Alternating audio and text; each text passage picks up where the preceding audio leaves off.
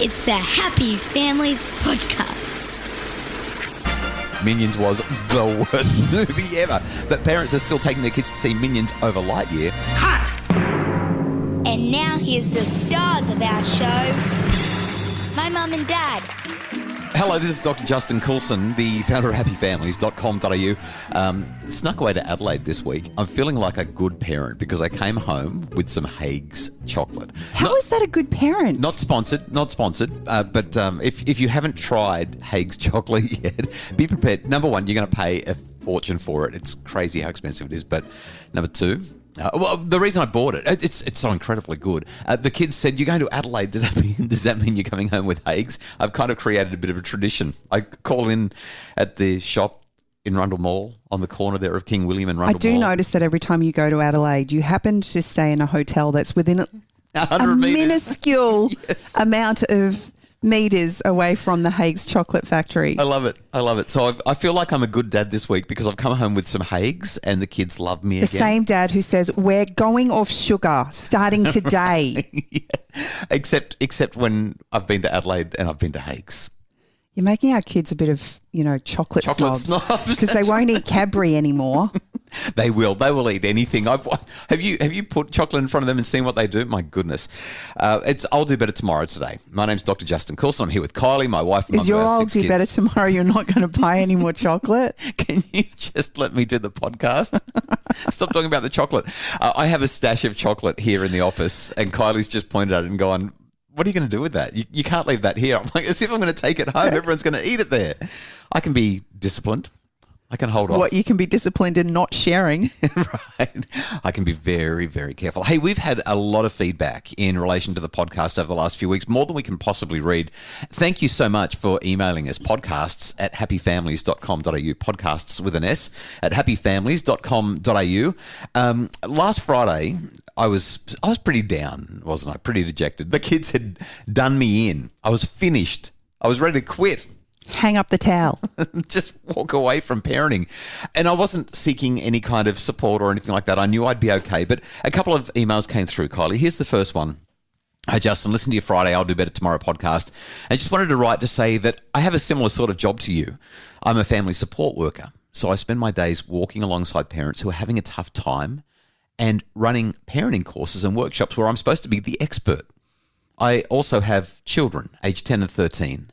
I've felt that feeling of this is what I do for a living, so I should be great at it all the time. So I just want to say you're allowed to have bad days too. You're allowed to make mistakes." Kylie's onto something when she says find a friend, not your partner, who will let you make mistakes. I'd be lost without my colleagues. Thanks for sharing your story so generously. And someone else said, appreciate Justin's words on his I'll Do Better Tomorrow. Send your remote internet thoughts from a stranger and acknowledge that you are seen and heard. It's comforting to hear the reality that we don't want to admit to as dads and mums who love their kids, but sometimes everything just sucks. All the best, love your podcast. So I wanted to highlight that because while we weren't seeking any kind of validation or anyone reaching out and saying, "We get it, it's hard, we support you," it was still nice to get a couple of messages come through.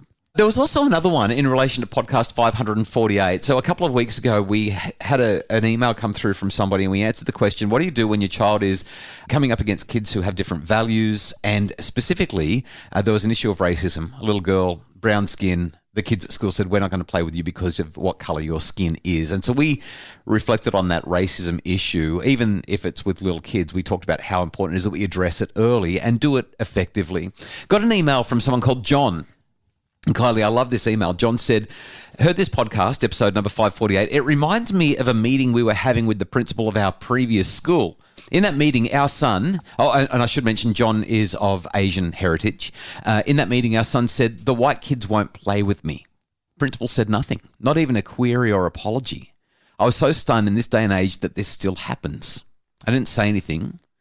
I think when we do nothing, we're endorsing this behaviour. That school still has problems many years later." And then he said, "On reflection, I can think of many recent examples. I was so used to it, I didn't notice it. And that's the problem." So I'm really glad that we got to have that conversation in that podcast, and we have received a lot of feedback on that one as well. So just wanted to share that one. So Kylie, I'll Do Better Tomorrow today. If that makes sense, you know what I mean? I just want to save everybody the heartache.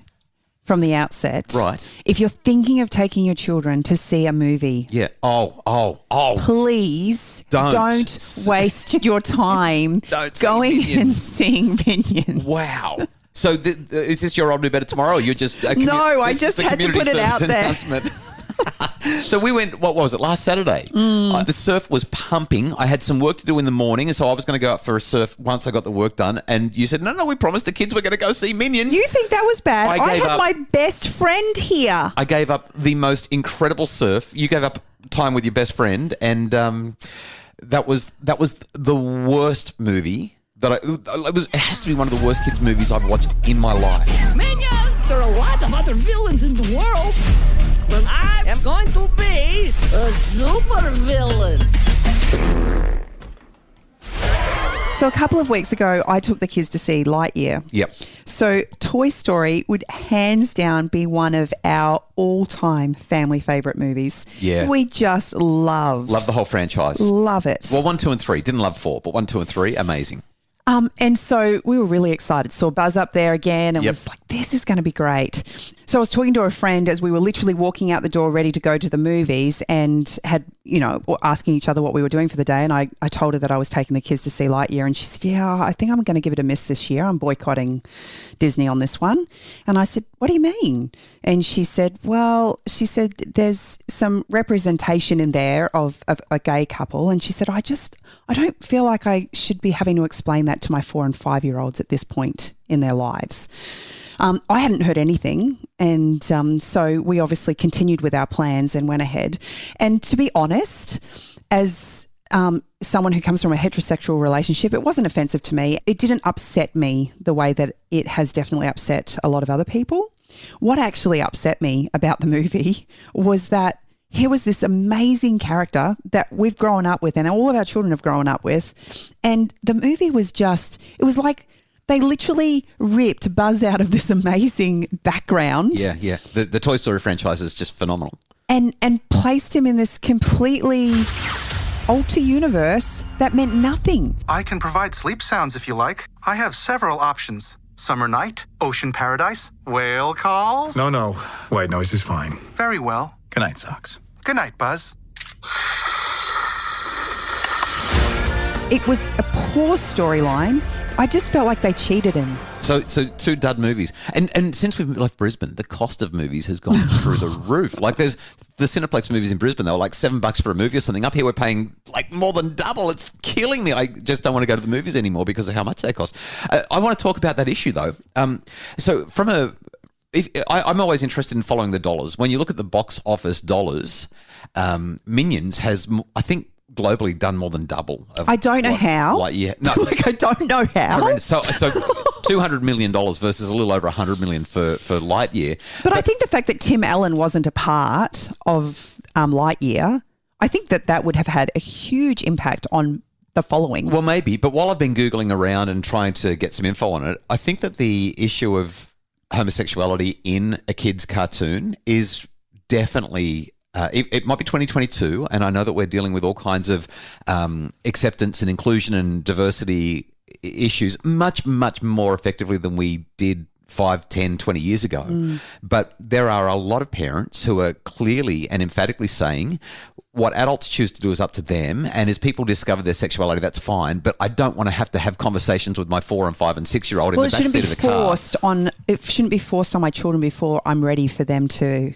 have those conversations. And that's the gist of the tone of the conversations that I'm picking up as I have been scouring the internet trying to find more information on the movies and what the feedback has been. Well, and I guess for me, again, when you look at the whole picture, there was no representation of a heterosexual relationship in the movie. So there's nothing to marry it up with.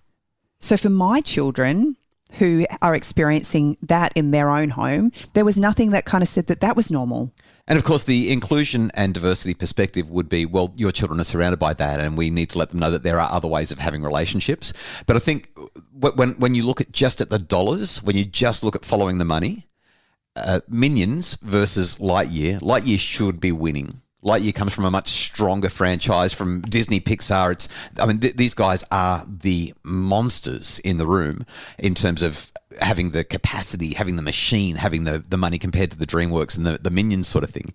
But I think that there may be something there that's a curiosity and worthy of further conversation, because when you follow the money, the parents are avoiding one and going to the other, even though, and I didn't watch Lightyear with you, I was busy, but having seen Minions, I would have to believe that Lightyear is a better movie than Minions, because Minions was the worst movie ever. But parents are still taking their kids to see Minions over Lightyear, and I'm curious to know whether that's the reason. You can let us know, podcasts at happyfamilies.com.au.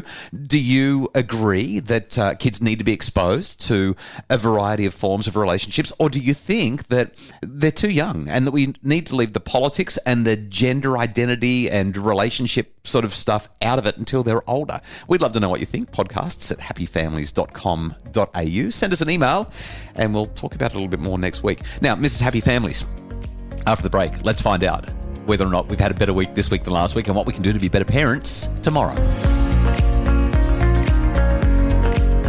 The 21st century is a tricky time to be a teen girl. Alcohol, drugs, mental health concerns, body image issues, technology, sex. Our daughters face all these and more. The Happy Families Misconnection Summit brings together the best modern-day experts on teen girls to show you how to stay connected with your daughter and help her face these challenges head-on. Available online via video at the Happy Families webshop. It's the Happy Families podcast, the podcast for the time-poor parent who just wants answers now. And we need to get to answers because we talked too long in the first part of the podcast. All right, tell me, what's your story? Oh, okay. Did you do better than last week? I'll do better tomorrow. Everybody is waiting on bated breath. That's right, because last week was so horrible. If you missed it, by the way, go back and listen to last week's podcast where I complain about being a parent and say I want to quit.